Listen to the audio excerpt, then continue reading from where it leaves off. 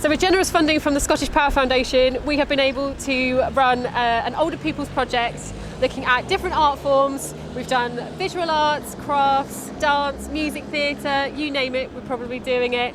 And we're culminating in a massive celebration event here at the core at Corby.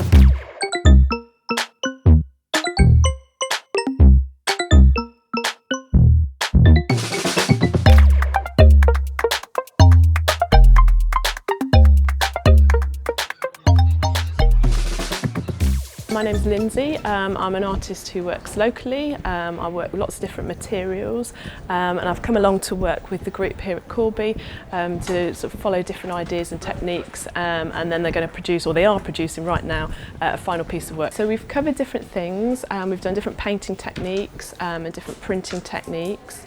We've also worked with paper, so different paper crafts. And we're kind of combining those ideas together, so each person has sort of chosen the areas that they prefer. So for example, somebody might be doing a lino print, a paper cut technique to go with that, and then alongside that we're also using type to describe how they feel about the group, how they feel about art and the community, and all of these are coming together as sort of single pieces but make up a bigger group piece of work. Well, I just love printing, so all the printing we've been done has been great. But I've enjoyed the paper cutting, things you've done as a child at school. It's just nice to play again. Well, I think whatever project you start to do, you work at that level that you feel you're able to work at without seeming to be a know-all about it. But I have enjoyed it, and I thank Maid and Corby for that, because they just run things beautifully.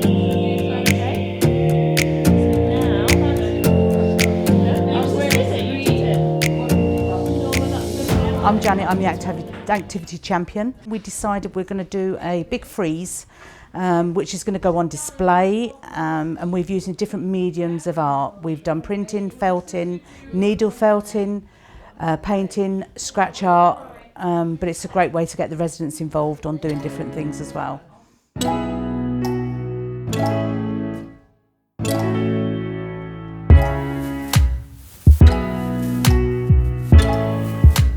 My name's Tina Heeley. I'm the dance artist on the Corby Creative Arts Project. I'm working at the Autumn Centre and I'm working with a group of people aged 55 plus. We're learning a series of different sequences, there's improvisation, there's group connection where we hold hands, and we also do a lot of singing together as well as a way to kind of wake up the body and feel a bit more invigorated before we move. We use a series of different props, and that's a really good way to help engage people, not only through movement, but in terms of those who have other sensory issues. And also it's a really lovely way to engage everyone who has different mobility problems as well. So it's a really varied but accessible session.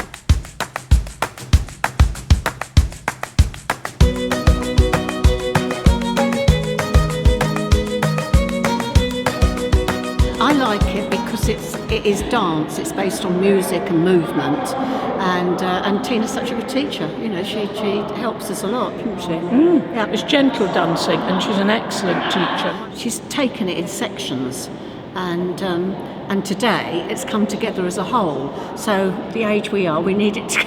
Yes, we need it breaking down, yeah. Building up. But it's been super. We didn't have to apply. We just came along. And if we can't come, it's not the end of the world, but it's such fun. It's great fun, isn't it? I should be really disappointed when it finishes, actually. Yeah. It's sociable, it's getting out, meeting people, which is good.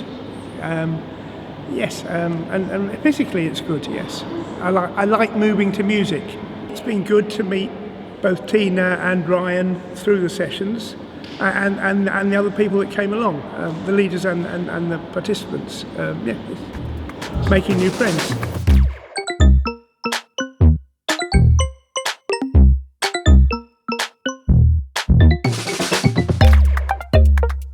I like doing it to Charleston, to the music. I'm not able to get up and dance now, but I enjoy sitting doing it. I just enjoy it. You can do it up to your level. You can do as and when as much as you can do. I found it very invigorating. It helps muscles and all that, like at our age and all that. we struggle in that, but it keeps it going and everything, circulation and everything, particularly in the arms. Music in itself is a form of escapism anyway, and for many of our patients they're going through physical and psychological symptoms, and it can be an escapism really. It can help with anxiety and depression as well, which a lot of us have to cope with on a daily basis. So I think for the patients, they found it really valuable really. I think socially as well, the patients are really interacting with each other, which is, they've found it really beneficial. They've got on well together and they work well together, and at the end result they've really enjoyed it, had really positive feedback about the sessions.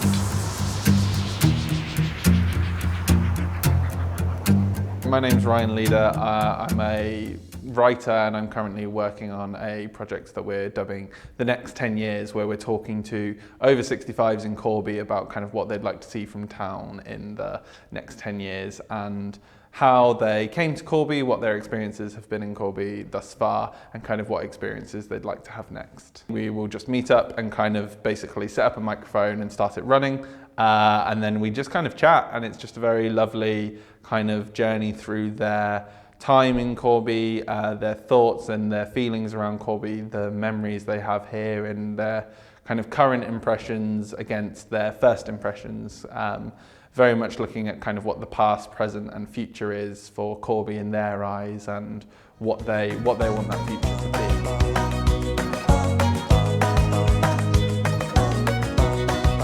I'm Phiona Richards. I'm a local artist in Corby. So I've done a part down in the library where we've been doing sculptural pieces, kusadamas. We've learnt how to create sculptural pieces, which is great. The second part is more 2D, and we've talking with the group. We've looked at various places in Corby that resonate with the group. I'm introducing different techniques to the group through discussions, talking about colourways, talking about different techniques. So we've done weaving, we've woven a cube. Last week we painted poppies. We had a go at painting one brushstroke poppies, which made it accessible for everybody to do. And we've layered up, so now we've looked at how the cenotaph could look against the poppies. Do we want a large cross, a small cross? And then we're layering that with the text that is taken directly off the memorial. We've also been looking at the steelworks, and this time we've been layering. So we've been looking about what colours, patterns represent the skyline, the steelworks themselves, the houses and the gardens. Well, the sessions, I learned quite a lot, and I am amazed at what I do and she tells me to do, how it all turns out, which is fantastic. And I really love it. I love it. The session takes you out yourself. It makes you relax. So you're out of your own surroundings, and it makes you relax, and you get to know people that you've never met before. And they're quite good, the company's good, and I've enjoyed it. I've enjoyed the 2 weeks that I've been here, so that's been quite good. I like the idea that you're making something. At least you're using your brain, aren't you? So you're making something, and I like that. I feel great myself, because I think to myself when I start, I don't know if I'll be able to do it really. To be quite honest, I've never done it before, but the way she conducts herself as a teacher, she makes it easier.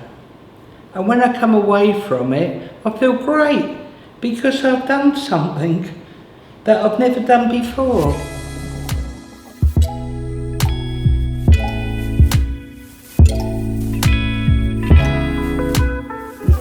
It's nice for them to be able to share their ideas, because obviously their view on life is different to ours, and the way they interpret what we're doing is completely different to how we would interpret it.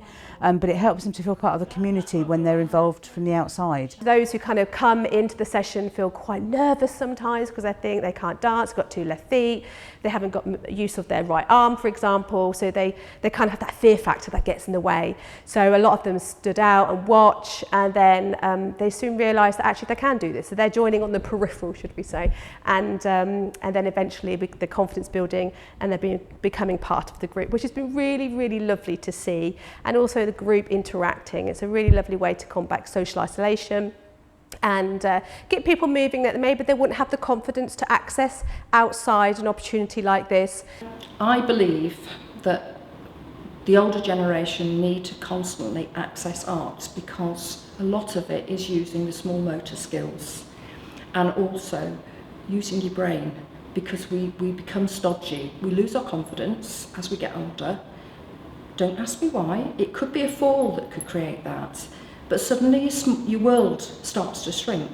And by bringing art to the table, and I say table because you bring people to that table and they may not even make anything, but just having them at that table to talk. And they may be talking about the colours that their next door neighbour's doing. Today we've had Anne and Irene who've worked as a team.